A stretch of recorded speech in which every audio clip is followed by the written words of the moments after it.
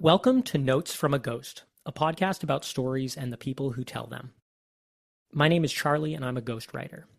In this bonus episode, Jeffrey Mangus is back to talk about his new venture, Mangus Media Group, a ghostwriting agency offering first word to finished writing and editing and publishing services from a small group of the best writers in the business. I was lucky enough to be asked to join them and be a part of that group. We're going to do things a little differently in this episode, and we're going to focus kind of on the client-author experience. So if you've ever thought about writing a book, or you're looking for a ghostwriter, or you have a book and you are wondering what the next steps are to get it published, stick around. This episode is for you. Jeff, thanks so much for being back here. Hey, thanks for having me. I was really excited to be on the show again. And you have a great show, man. I'm really excited to talk about what we're going to talk about. Likewise. Well, I had a lot of fun last time, and I'm going to save like the guitar and the blues questions for the end, because I think we could totally just derail things and talk about that. So I was having a conversation actually with someone who I think is part of the group, recently, Zach Williamson. Yes. Great guy. Oh, he is the man. And actually that episode is going to be coming out pretty soon, and he there's a little bit of music talk in there too.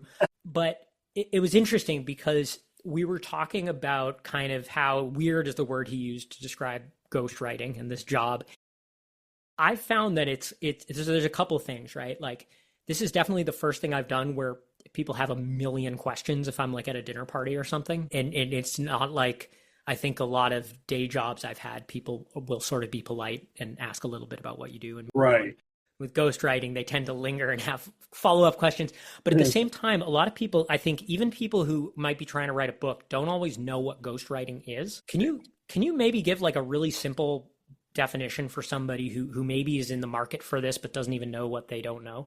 Sure. In my mind, ghostwriting, a professional ghostwriter is a vessel for someone to tell their story, to bring their story to the page, bring their experience, know-how, knowledge, skill set to the page, because they don't necessarily have the time or the skill to do that. And we are a vessel. We're just that middle person bringing those ideas and concepts to the written page. And it's a really easy concept.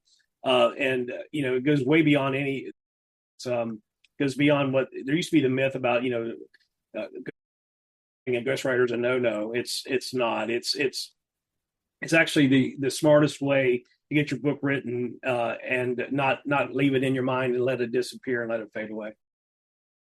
When I have pitched myself, one thing I've brought up consistently, and I mean, you're a good example of this just on the sheer number of books you've written, but it isn't so much that like you need me to write your book. Maybe you could do it on your own, but I can get your book written by April 6th or whatever we agree is the due date. Because I've done that. I've written books to completion on time. Absolutely. Because I write books.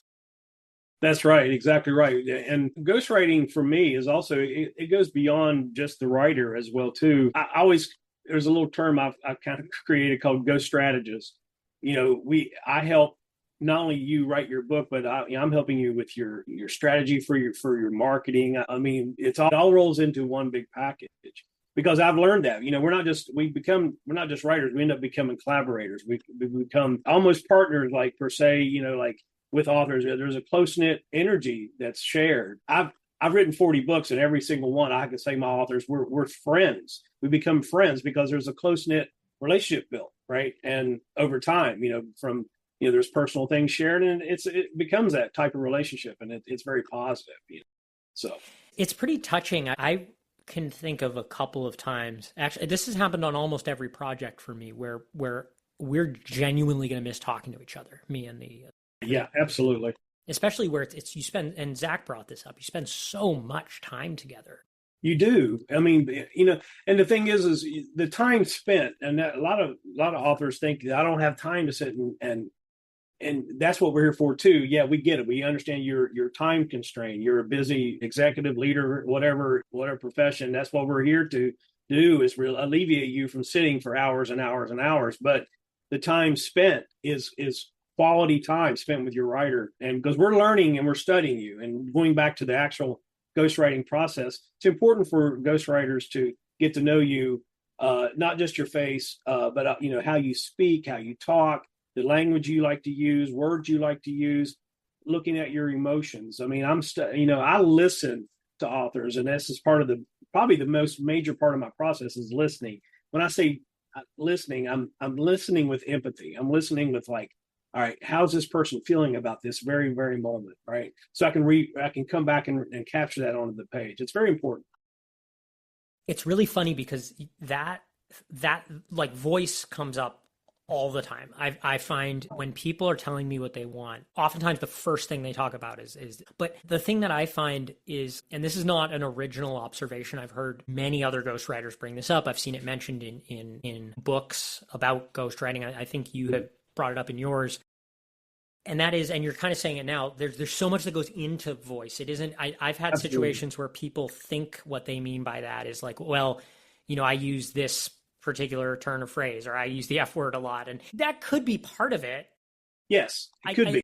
But there's kind of more to it than that. It's not way more. For me, the skill that a ghostwriter brings, that should be probably the main nugget of it all, is because you should be able to recall your author in your head and recall what they say, be able to reflect those emotions, what they talked about, that what's going on in that written word, and that doesn't come easy. That takes a lot of practice, a lot of years of doing it. I mean, every ghostwriter should be able to do it, and to me, I'm always trying to improve on that. The voice capture, it's essential, right? And here lately, I feel like I'm really into a stride. Like I had a recent author, a CEO that I'm writing a book for. He actually sent me an email. It was really great. He said, "I got 2 words for you: excellently done." That was after 10 years of writing. It's the first time I'd ever got that. Like, wow, captured this guy's voice, and he didn't even change anything. So that's where, but it didn't come easy, Charlie. It came many, many years, many hours in the chair, doing that. And I promised we were going to talk about guitar at the end. What it reminds me of, though, is, and I never knew what this meant until I really tried to apply myself and study a little harder how to play guitar, but the tone is in your fingers. Absolutely it is. Absolutely. It's like, Eddie, I've heard people talk about they can play Eddie Van Halen's guitar, and it doesn't sound like Eddie Van Halen. It sounds like them, but Eddie's Eddie, right? It's all in your hands. It doesn't matter the instrument. Now it does help. The instrument does, but yeah, the same thing with writing. It's all in the skill and what you bring to the table as a writer, as a ghostwriter. And, anyone out there listening, if you're looking to hire a ghostwriter, this is something you want to ask about. You want to ask about ask about voice capture, but ask your writer, what techniques they use to capture that voice. It's important to understand. Yeah, and no, it's true, and it's a process. I think, like you're describing, I don't think it's as simple as. No, it is not. To me, yeah, it's definitely a process, and with my process, and this is my process. So other ghostwriters have their own processes, but this is what I do. I actually, when I take on a client, I dedicate 4 to 5 actual hours of what I call basically strategy sessions. And I meet with that author, and during those hours, it's not chit chat. There's the hellos and all that, but we get into the book, we get into the concepts of the book, we get into the subheads of the book, we start building an outline or working table of contents. I call it a pencil table of contents because it always changes, and I always inform the authors about that. And this is at the onset, but those 4 to 5 hours are used to really flesh out what the book's going to be, what the author's expectations are. Expectations is very important when it comes to voice capture. And if you don't mind me talking about that. Please, this is gold. The expectation, to me, is the critical aspect, because there's nothing worse than the author not understanding what they're going to be seeing when they receive a first draft.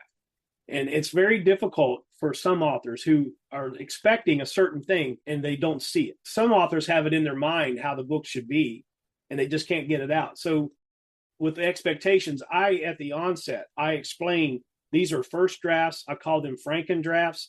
I didn't coin that term. My mentor, Derek Lewis, I'll give him credit. Derek, if you're listening, how are you, man? But he came up with a term called Franken draft. And Franken draft, he's right. It's like you're piecing together pieces like Frankenstein. But at the end of the day, before you hit publish, before it's all said and done, you energize it by cleaning it up, shaping it down. So that I always explain those expectations that with an author, that what they're going to see is a first draft. It's meant to be changed. We're not here to fix typos and grammar. All that stuff happens later on. We're here to look at the broad view, basically of the narrative in that chapter. Is it saying what you want to say? If it doesn't, I encourage the author to add their input, and then I'll fix it and clean it up. But it goes back to expectations and letting them know what they're going to see beforehand, which actually helps the process as you start building the book. That trust factor comes into play. The author starts to really, really trust you as a ghostwriter, and then vice versa. The ghostwriter is trusting the author to give them real feedback, not, I don't sugarcoat anything. So, and I expect my authors to not sure if they're not happy with it, tell me, let's fix it. It has nothing to do with ego, has everything to do with the book, has everything to do with making that book the best it can absolutely be. I have learned the hard way how important that is to lay out the expectations of not just like how the editing goes, but like you're saying, what to expect a first draft to look. Because most people have just like most people haven't like listened to a demo or whatever. Like most people have never seen unedited writing. Right. I once got chewed out over a very small typo in a draft, not of a book, thank God, but someone was like, I thought you were a professional writer. What is this? And I had to explain to them that like I wasn't even paying attention to spelling because I was focused on content at that stage of the. Right, exactly. And that goes back again, the expectations. That's what I explained. This is not the time to edit. We're not editing now. We are looking for the correct vision, the correct direction for the chapter, because the rest of the book's going to fall into place. And I always say it takes one or two chapters to really find that rhythm, to find the rhythm. And that's why, again, I always tell authors at the onset, be patient. Trust me, we will get this. It might take one or two stabs, a couple of revisions on the first 2 or 3 chapters. But once that happens, then you'll see the flow. It gets easier per book. Absolutely. I, on a recent project, sort of changed my process for most. I used to be I will give you a draft when it's done kind of guy. And I knew other people who did it that way. And I had plenty of sort of reason to think that was the right way to do it. And I had come from a few kind of nightmare experiences in copywriting where having people look over my shoulder made for a tough process. Yeah. But lately I've started delivering chapter by chapter, and so far that's been really good. I've had great experiences doing that, and I've been lucky enough to work with authors who want that level of involvement to be ongoing. How do you approach that? I approach it the exact same way, chapter by chapter. I don't believe in, because I did that once as well. I wrote a whole book for a gentleman. He gave me a title of the book and said, write it. And I couldn't get him back on camera to review it or anything. I wrote the whole book on a gut. Here we go. And whoa.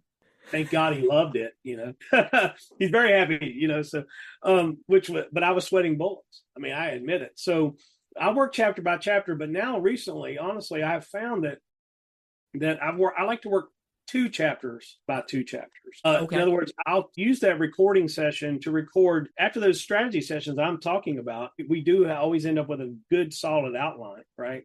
Enough that we can start working. And I usually say, let's meet and let's talk about chapters 1 and 2. So the author will be able to give me that information for 2 chapters, and I'm able to take that information and write those 2 chapters. And I find that the 2 chapter thing works really well for me and for the author, because they're able to see not just one chapter, they're able to visualize the 2 chapters at a time, which actually helps support the concept of what they're trying to do. It's what I'm finding. And I find it also, it speeds things up a little bit.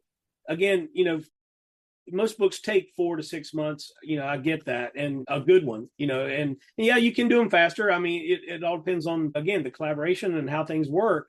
But the 2 chapter thing, it seems to really increase the speed of the thing, but also getting great quality, because the authors will be able to visualize those chapters, and then they can visualize the next 2. Say, okay, well, these 2 are hit it. So then the next 2. So I find it working easier that way. 2 chapter by 2 chapter. And I was going to say, it definitely seems like the way to go. From, I guess the downside of 1 chapter at a time is you could face delays or on the spot, like spot editing, where having 2 chapters, it seems like would give you a little bit more momentum. Yeah, and what I do too is, I take those two chapters and I start formulating the sample manuscript as I go along. So at the end of the road, it's not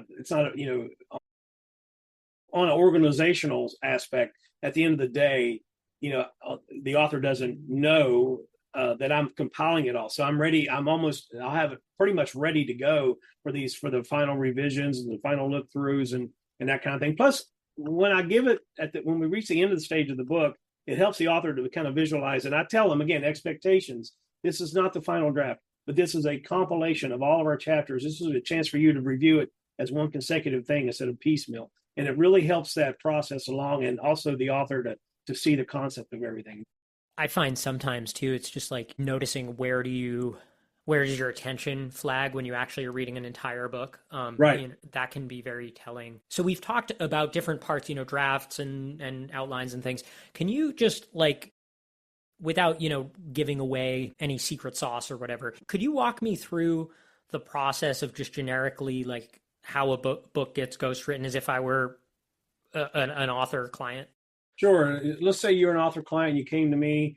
We would schedule our first meetings, and we would talk about if we're going to work together.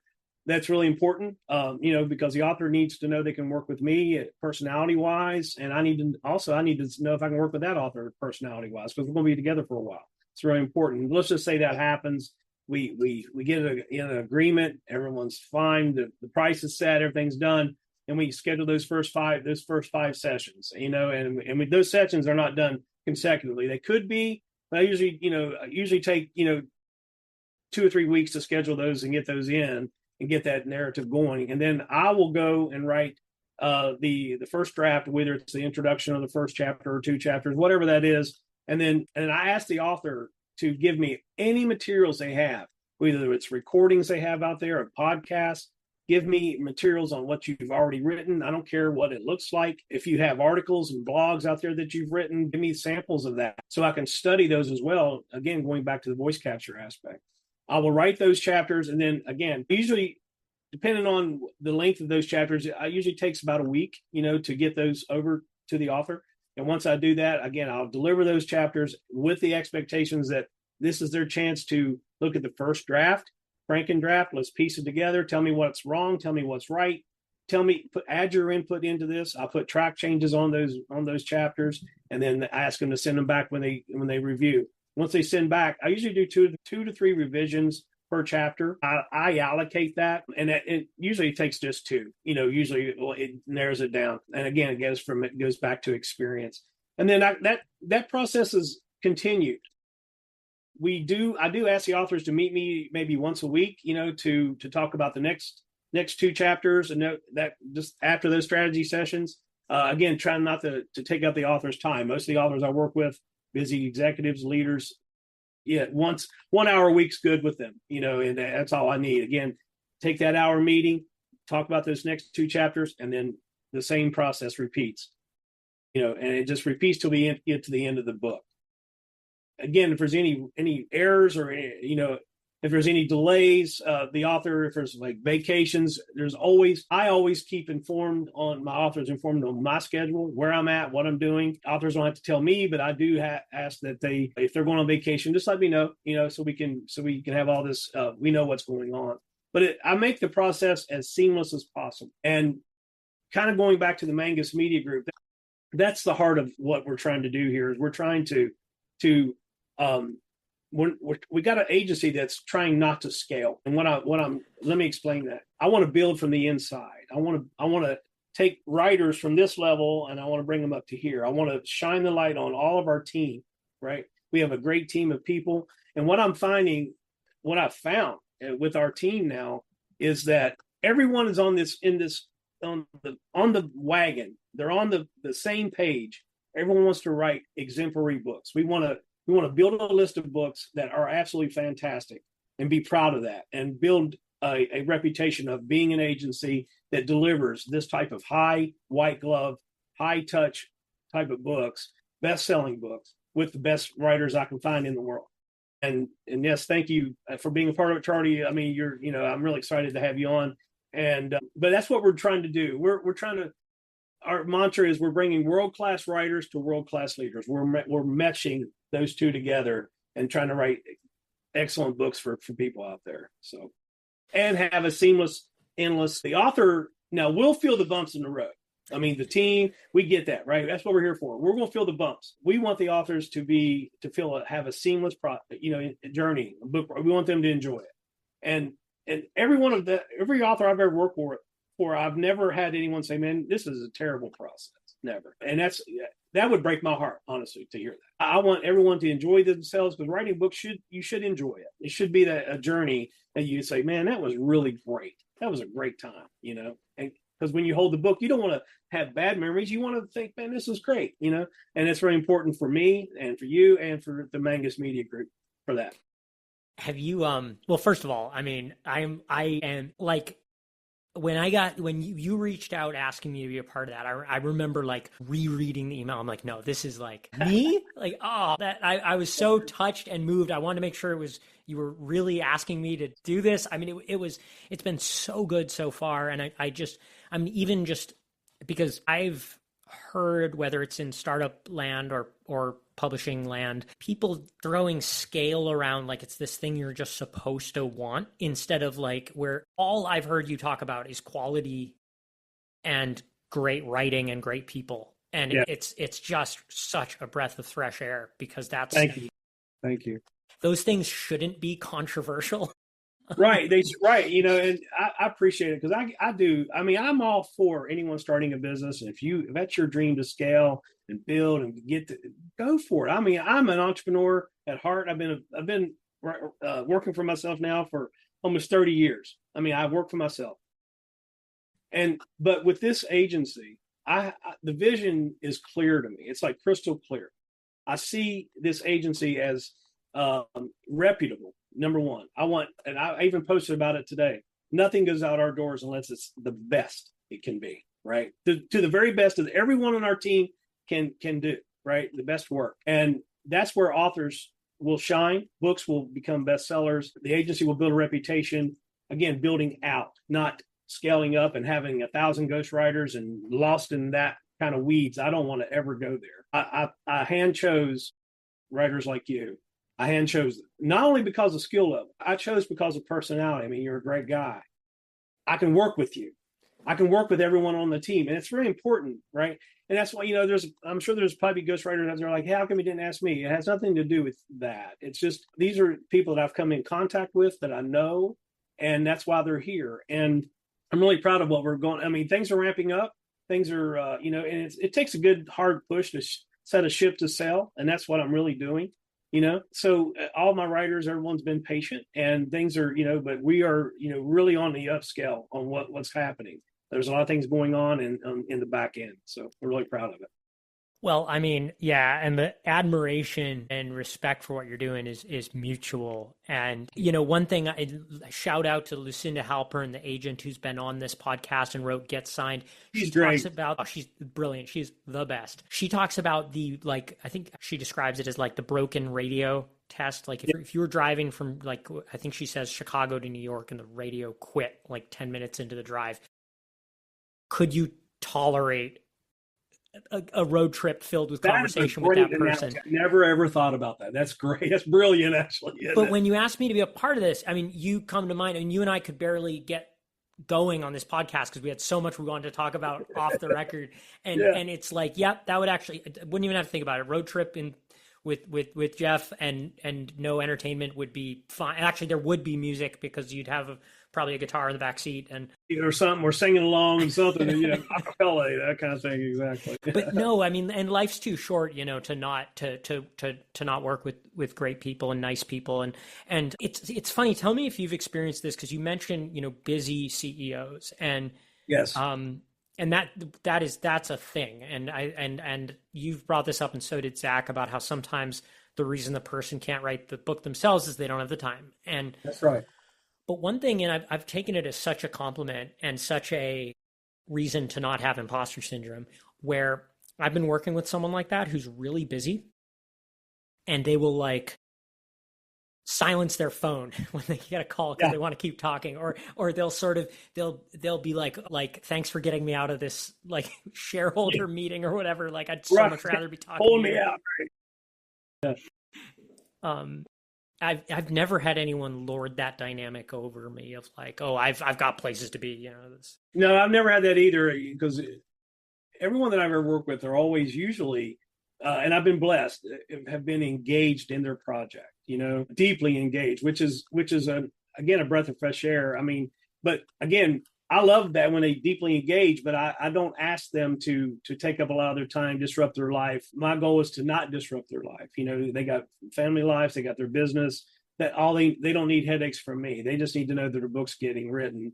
And with the Mangus Media Group, we have teams in place. We have publishers in place. We have book designers. We have editors. I mean, it's all in place, and everyone's working together collectively, and which is again what I'm talking about. I'm very proud of collectively to have that one issue, the one thing, having and producing a great book, an excellent book, and that it's so important. It really is. That was actually the next thing I wanted to ask you about. Can you tell me a little bit about because that's another thing, if I can just shamelessly plug Sure. Mangus Media Group. I mean, Thank you. That to me solves so many problems that you offer a integrated like hybrid publishing option, or I don't know if that's quite how you describe it, but that's how we describe it. Yes. Okay. Absolutely. Yeah. And because I've been in that situation where I'll try to give some advice on what I know about publishing, but it isn't like there's not much I can actually do for the client, and our contract doesn't include really anything. I tend to throw in some free support and advice there, but it doesn't always lead to a simple one and done answer. But you've gone and provided that through some of what you do. So could you talk me through the publishing side of?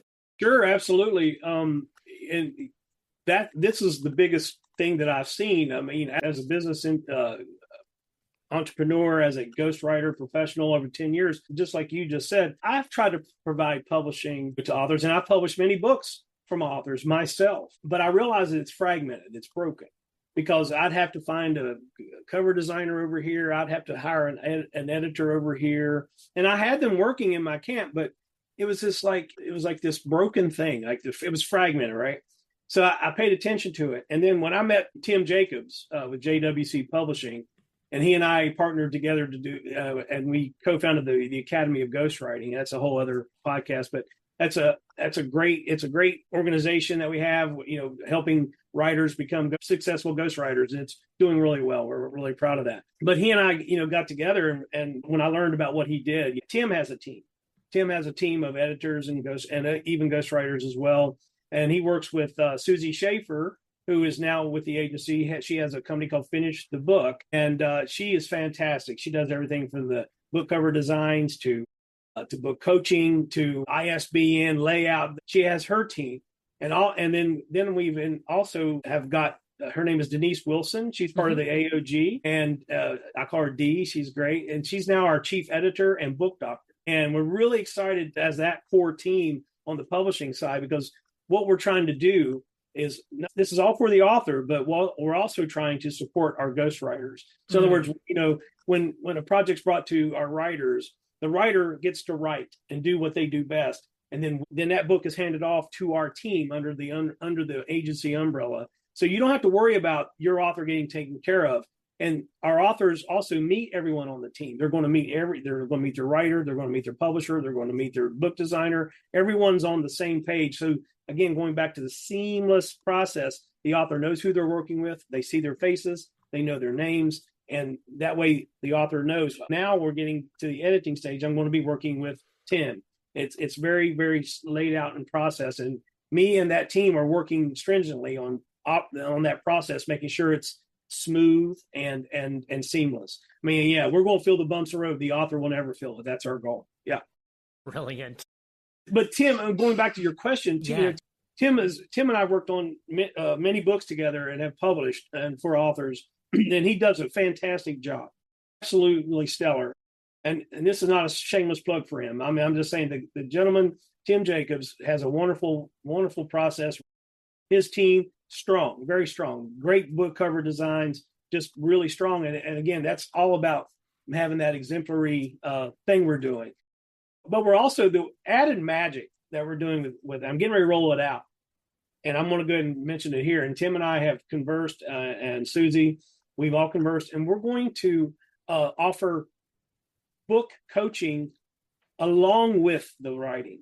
We do offer book coaching separate, but we're going to assign a book coach to each author's project for the author. So the writer gets to write, the ghostwriter gets to write, but the author's going to have a coach who's they can bounce ideas off of and keep the project on track. It's like an accountability thing.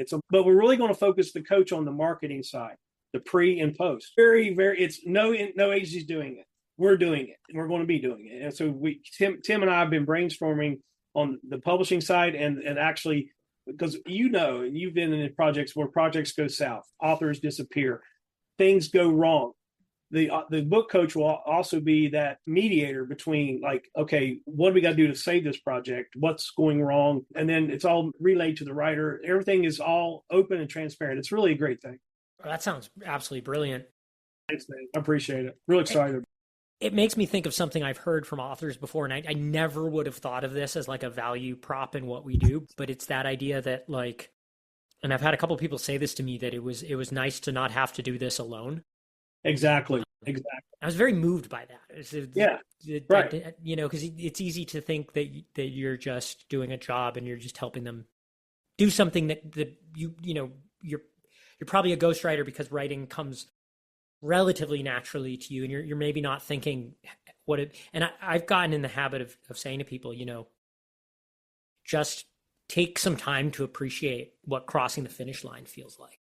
Exactly right. That's one thing about me. I love the spirit of writing. I love the craft of it. I seriously love it. I can't even describe to you. I love music. I love guitars, and I love writing just as much. And I never thought I'd ever say that, but I do.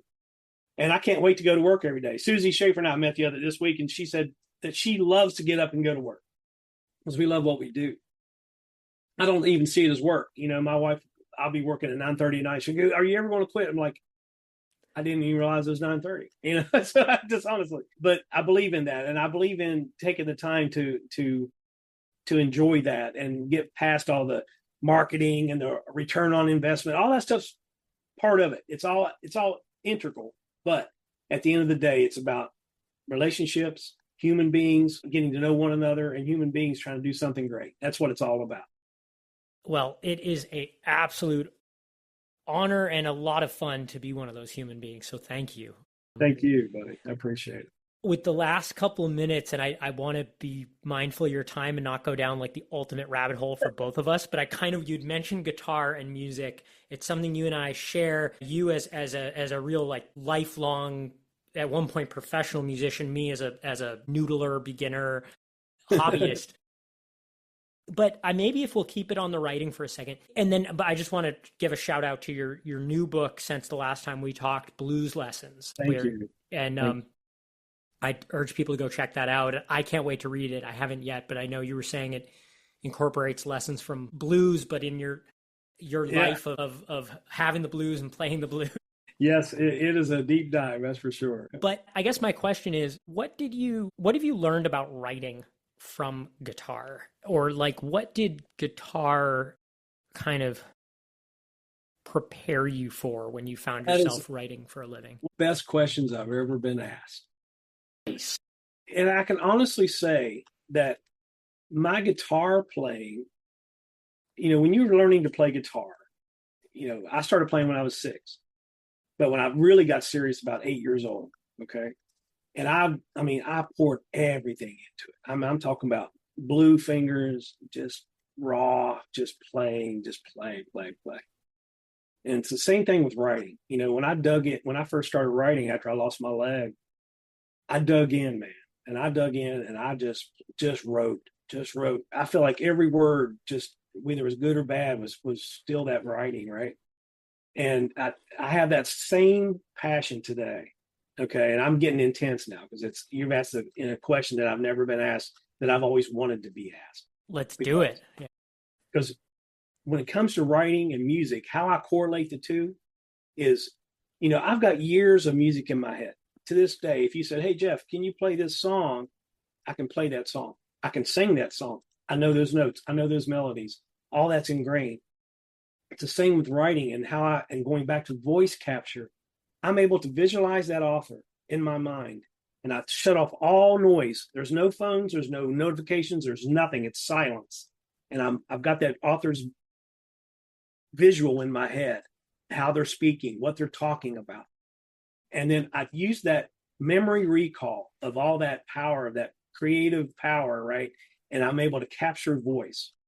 It's almost like seeing a movie and being able to just writing a screenplay, sort of, kind of, I see it visually. I see the author talking, and I'm able to put it onto the page. And that's how I correlate the writing and the music. It starts with passion, starts with drive, and it starts with holding on to that, right? Going back to the spirit of the craft of it. I mean, yeah, all this can take over.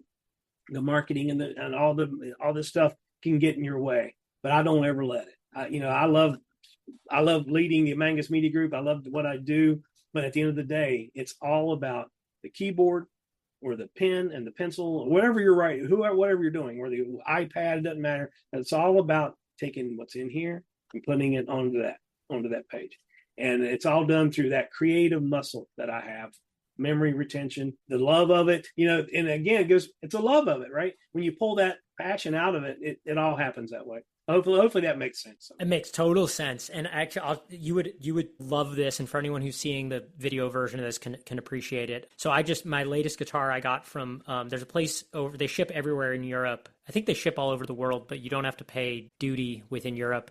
But it's the Fellowship of Acoustics. And I got a new guitar from them, but they specialize in like old Martins and pre-war guitars yeah. where you'd have to mortgage your house. And, but they're fun to look at. And they have, apparently it's in the Netherlands, and they have like an old mansion that's their cool storefront. And it was great. And they did like a proper setup of my guitar before they shipped it and all the rest. But I was opening up the box, and it came with like stickers and a really nice note from the tech who set it up and everything. So it's so nice, right? But then it has this little box, and it's full of Band-Aids, and it says, play till your fingers bleed. I love that. It's so cool. And I was like, I just so motivated. I observed something, and I don't know the music theory way to put this, and I want to just bring this to you and see what you think about this. But and I was talking about it with Dominique. She writes fiction, my wife, and we were talking about how this relates to storytelling. But I've noticed as I'm learning to play acoustic blues, which is, for people who don't know, it's super difficult to play because you're playing basically the bass and the melody at the same time. Right. And it's it's almost like electric guitar appreciation time, because you realize why they invented different styles of music that didn't. My daughters invent electric guitar, right? Pretty much. And it's one of those things where it's like, because it was one usually unaccompanied vocalist supporting themselves. But the thing that as I'm learning songs like Coffee Blues and like where it's like 4 measures and it's not even very many notes. And I guess you get this in blues soloing on electric too, but you don't really, it is so stripped down sometimes that, like, unless you're just on it with not just hitting the right notes, but hitting the right spaces between the notes and the right rhythm, you kind of don't have anything. That is absolutely true. Is that I'm sure someone who knows music theory could explain why that's the case, but it's like you have either got like this groove where you have a feeling that's coming through a very simple pattern, or it just sounds like a few random notes in repetition. Well, that's, if you get on YouTube, and I can get on YouTube today and I can find 1,000 guitar players all over the place, right? But you get one guy like Joe Bonamassa, it comes to mind. Joe Bonamassa, I've met Joe, I've seen him play, and he can play all those notes, but if you listen to the phrasing, there's space between them. But Joe can hit one note. He can hit one note and hold it. It says more than 1,000 notes, right? It's all, again, going into, but you're right.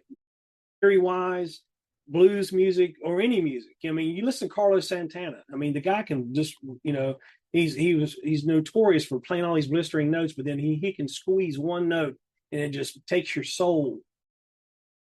You can feel that, right? And then he goes back into the melody, like he brings it home, right? Brings it home. A blues soloing is the same way. It's not about how many notes you're playing. It's about the phrase. And also, I've learned playing blues over the years. Because I am a blues guy. I love it the most. It's what I do. Again, it's not about playing fast or how many notes. It's about where to put it. Perfect example, B.B. King. B.B. King is a master. Put it. Where to put it. And it has nothing to do with how many notes. He could put a note right there, and it's just perfect, right? And that's what it's all about. It's that, and again, going back to writing, the music, it takes a lot of time and skill and learning to do that. It just takes practice. That was the album Live at the Regal, I think, is that of his. There's a friend of mine who's a session musician who is such a good dude that he took the time to like just sort of talk to me about guitar. And it's one of those things. And he had a guitar in his hands on this call, and so he was like playing me things. But he told me to listen to that album, and he's like, "This is why, even if you don't want to sing, embarrassed to sing, don't think of yourself as a singer. This album is, if you're learning the blues, this is why you should sing, to understand how and why he's bending notes the way he is." And that's exactly right.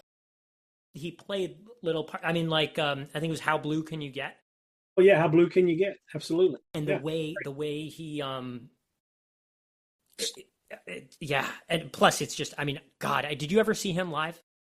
I've seen B.B. King many times live. Yes, absolutely. He's just a treasure, and he's sadly missed. And when I was playing out a lot, I used to have the band, and I'd bring the band way up. I had a 3-piece band. It was just 3 of us, man, like Double Trouble, SRV, right? Stevie Ray Vaughan's another example of where to put it. He knows exactly where to put it and how. And he can blister, but then he knows, if you listen to Riviera, Paradise, all those songs, he knows how to be soulful. But I learned that as well. And I would bring that band way up, and then they knew I'd give them signals, and they knew if I dropped that headstock or that guitar down, we'd come down to a whisper, and I'd hold one note, right? And I remember one night, I swear this is a true story, and I'll shut up.